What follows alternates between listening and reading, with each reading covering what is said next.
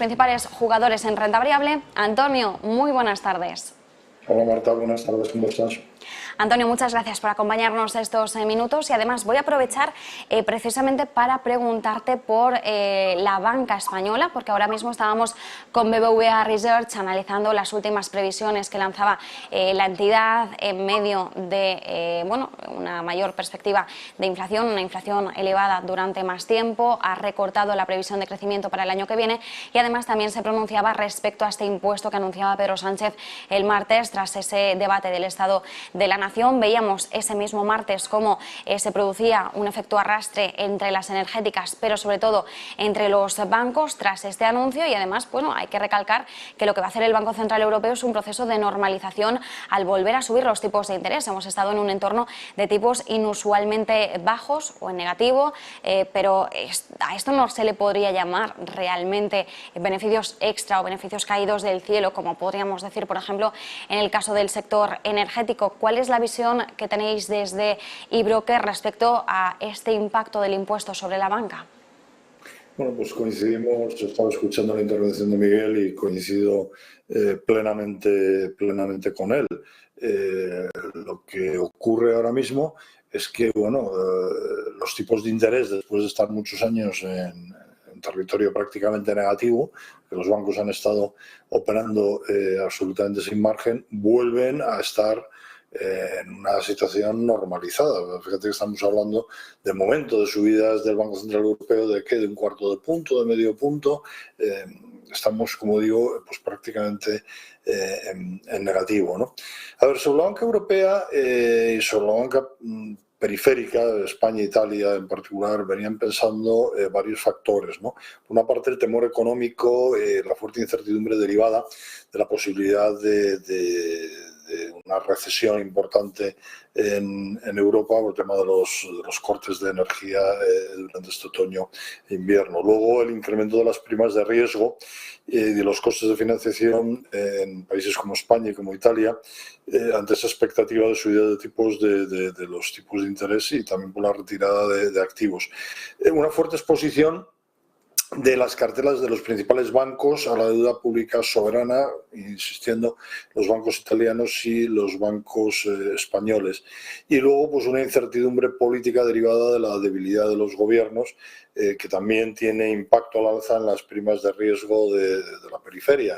Hablabas hace un momento, ayer, de la división, sí división, no de Draghi, y aquí pues en España, pues estamos viendo un gobierno francamente débil que para sacar leyes y para sacar temas adelante en el Parlamento pues tiene que contar con unos socios que quizás no son lo más recomendable que digamos, ¿no?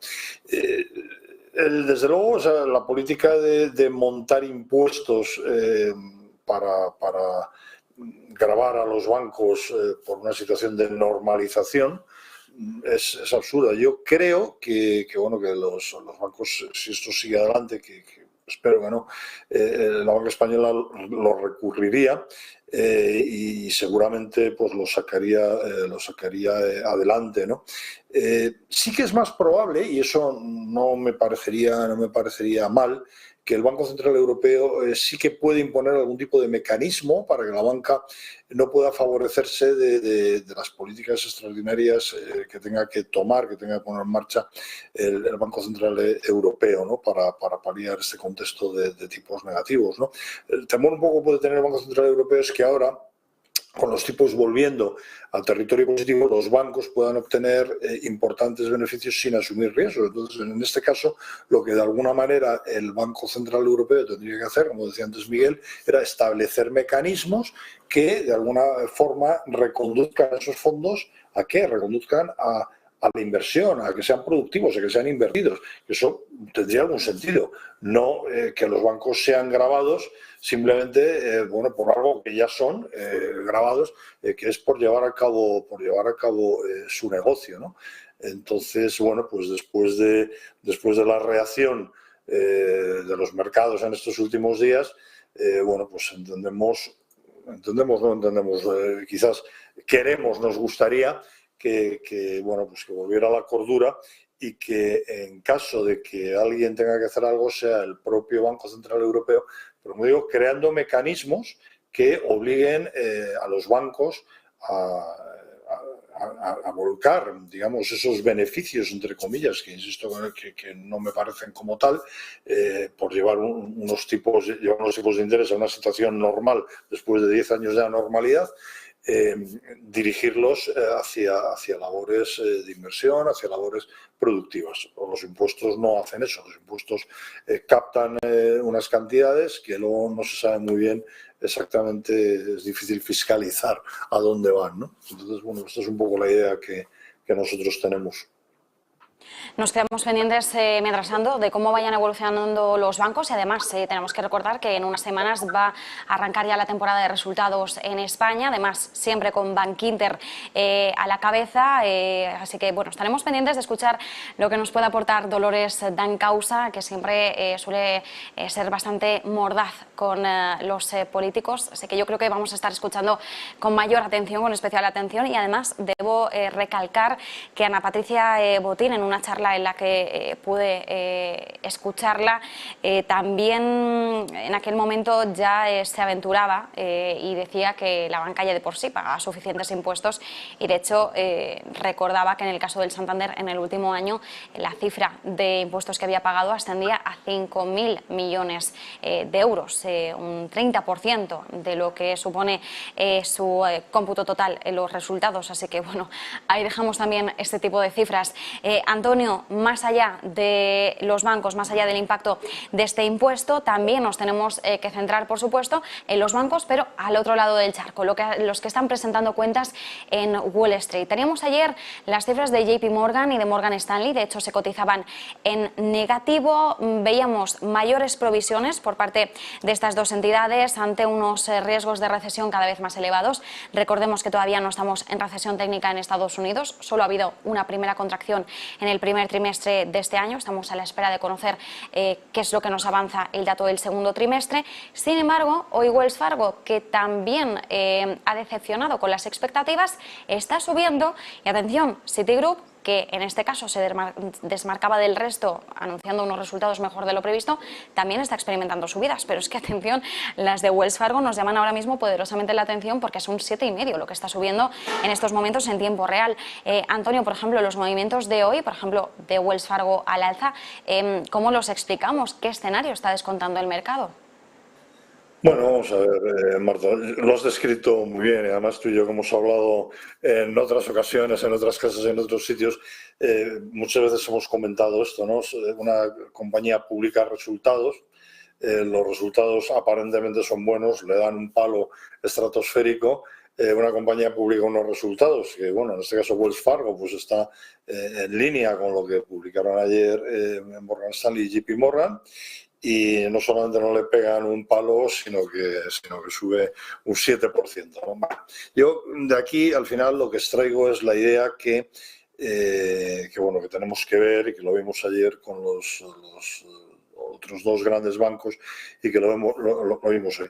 Mira, en las cuentas de Wells Fargo, ¿qué es lo que vemos? Pues que gracias al movimiento de subidas de tipos de interés mejora el margen de intereses, que es lo que tiene que pasar en un banco cuando suben los tipos de interés, y bueno, pues publica unas cifras de 10.920 millones de dólares frente a los 10.150 esperados, lo cual bien, está bien.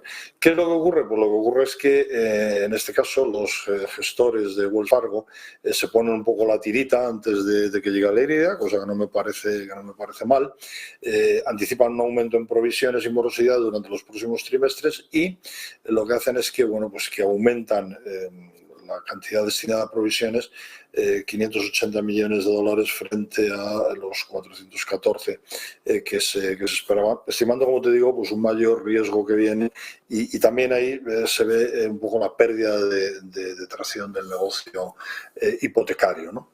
Bueno, hoy ha tocado el día optimista y positivo en las bolsas, y a Wells Fargo se le premia, también están subiendo un poquito menos, ¿no? JP Morgan y Morgan Stanley, lo he visto antes de entrar en la sala, no sé si ahora sigue siendo así, no tengo a la vista el tablero de cotizaciones, pero bueno. Y Citigroup, pues sí, en este caso pues ha superado las expectativas, las previsiones de los analistas, que la idea era un beneficio por acción de $1,68, ha publicado 2,02, bueno, está bien, pero también hay que decir que es un 44% con respecto, 44% por debajo respecto al beneficio por acción del mismo periodo de 2021. O sea, que los números son buenos porque mejoran las expectativas, pero tampoco son una maravilla, ¿no? Estamos publicando un 44% por debajo. Al final, lo que está ocurriendo es que bueno, pues que esa otra parte de negocio bancario, la banca de inversión, los mercados de capitales, etcétera, pues de alguna manera se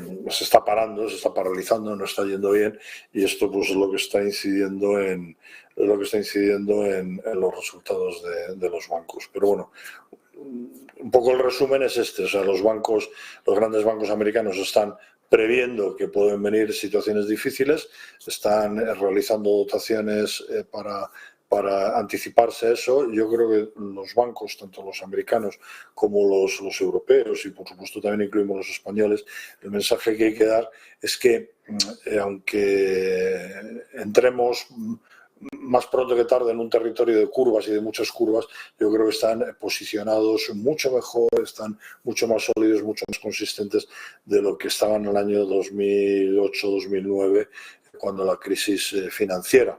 Obviamente no se va a pasar bien, se va a pasar mal, pero no se va a pasar tan mal como en aquella ocasión.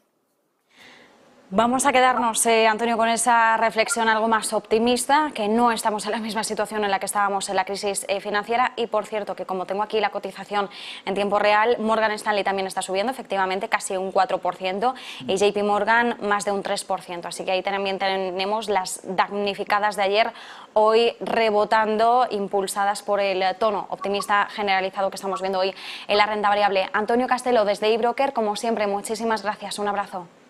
Igualmente, Marta, buen fin de semana. Y nosotros vamos a hacer una pausa, volvemos enseguida.